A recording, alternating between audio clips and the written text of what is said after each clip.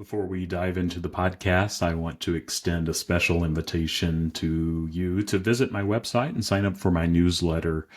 You'll gain access to valuable resources and guided meditations sent directly to your inbox that will support you on your journey. And as the year end approaches, I also want to remind you that you have the option to make a tax-deductible donation, ensuring that the power of IFS remains accessible to all. You can donate at faithfullygrowing.com/donate.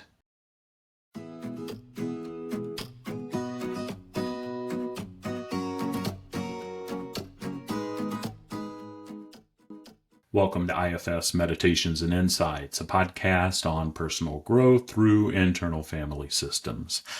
I'm Tim Fortescue, your guide, a trained IFS practitioner focused on spiritual wholeness.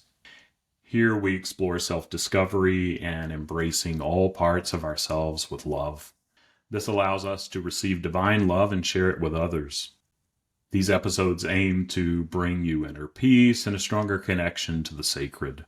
Today I'm going to recap the concept of parts in IFS.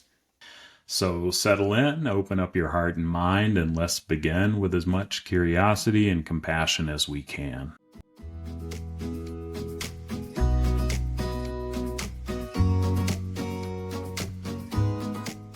As those of you who are regular listeners, you know that IFS is a therapeutic approach that offers a fascinating glimpse into the multifaceted world of the human psyche. It aims to help individuals gain profound insight into their inner selves and address the different subpersonalities or parts that exist within their mental system. These parts encompass a wide range of emotions, thoughts, beliefs, and impulses.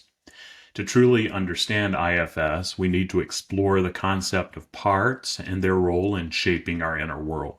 In IFS, the term parts refers to these subpersonalities or roles that reside within us.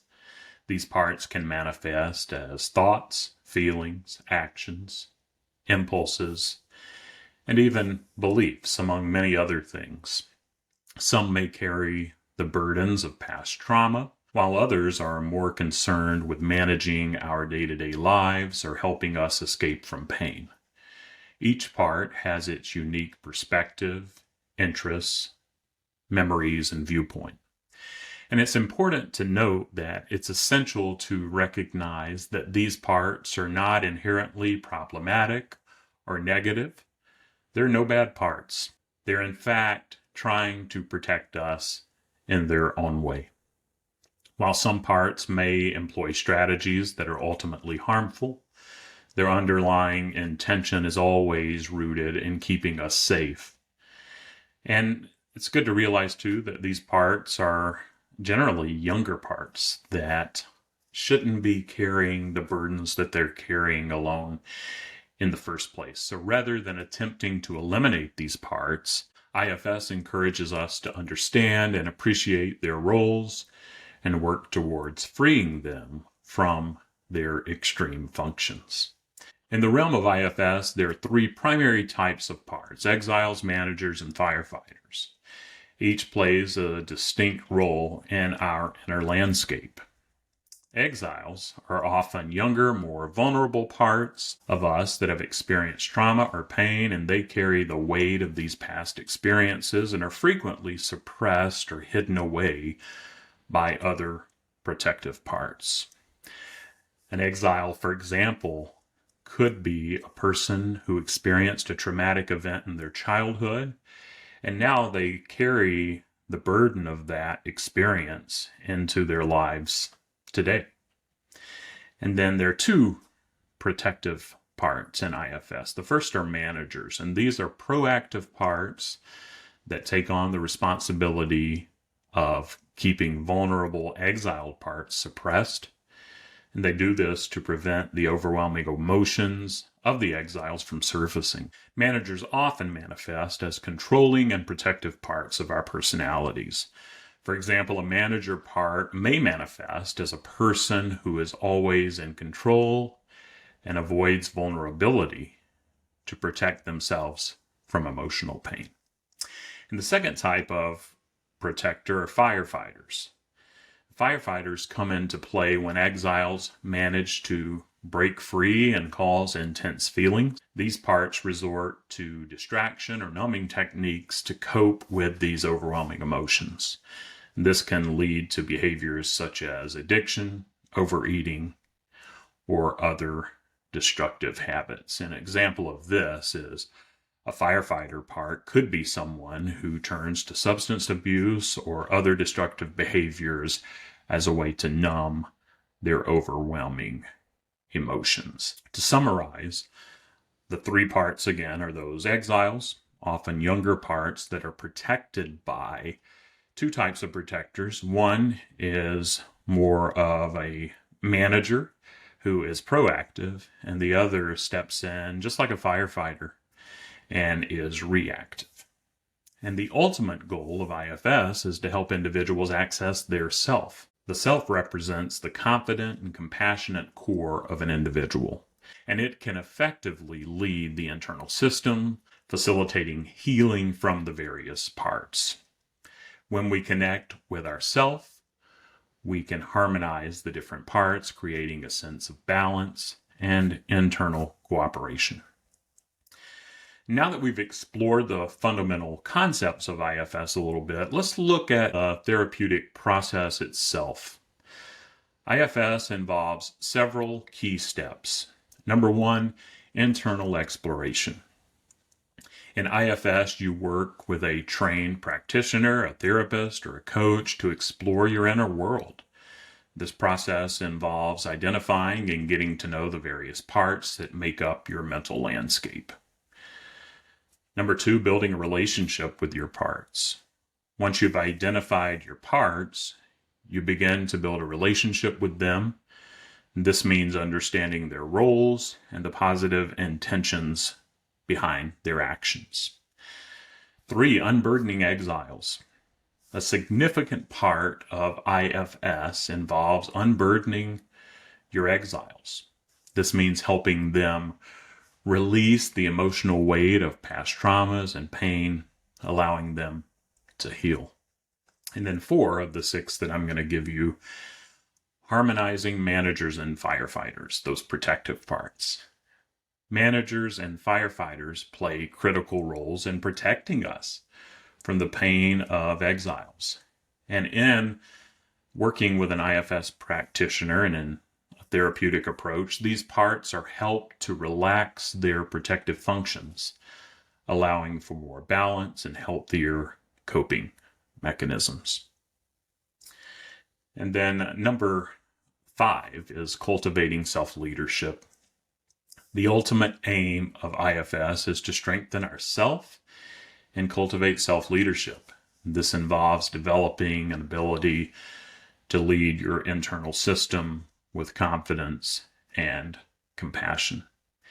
And then finally, number 6 in the IFS process is healing and integration. As you work through the therapeutic process, healing and integration occur among your parts. And they begin to work together in a more coordinated manner, leading to increased self-awareness and personal growth. And I know I have experienced this personally, and the clients that I work with, it's just pretty fascinating of how when you're in the mind of multiplicity in parts and you're doing this work, you tend to recognize it in your daily life. And it's very helpful to internal relationships as well as external relationships. And the power of IFS lies in its ability to provide a framework for individuals to connect with their inner selves and understand the complex interactions among their parts. And it offers a path to deep self-awareness and healing, enabling individuals to lead more balanced and fulfilling lives. And it isn't limited to the coach or therapist's office. It can be a valuable tool for self-reflection and personal growth in everyday life.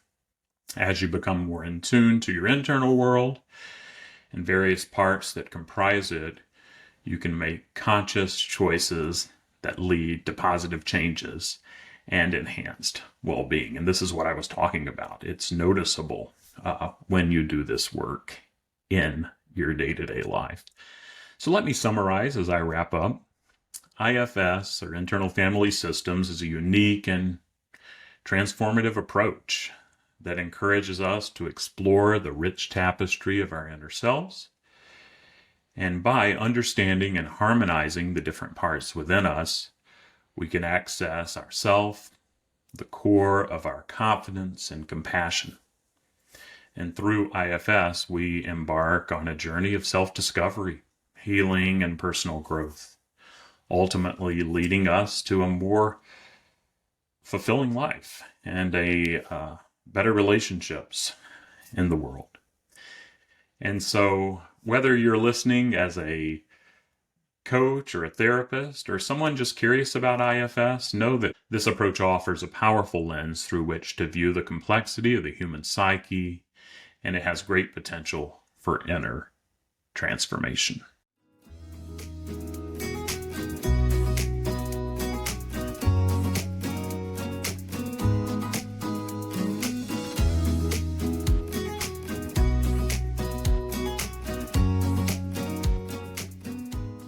Well, that wraps up another episode of IFS Meditations and Insights. If you enjoyed this episode, I'd really appreciate it if you'd share it with anyone else who might benefit. Additionally, please leave a 5-star rating and review. This helps new listeners find the podcast. And if you want more IFS wisdom and meditations, head over to my website, blog.faithfullygrowing.com, where you can find a categorized list of insights and meditations, and it's completely free. Lastly, I'd love to hear your thoughts and feedback on the show. Feel free to reach out anytime by emailing me at tim@faithfullygrowing.com. Thanks again for listening and being a part of this community. Remember to approach yourself and others with compassion. We're all doing the best we can with the tools we have. I look forward to our next time together, and until then, take good care of yourself, stay curious if you can, and welcome all of the parts that you encounter on your journey.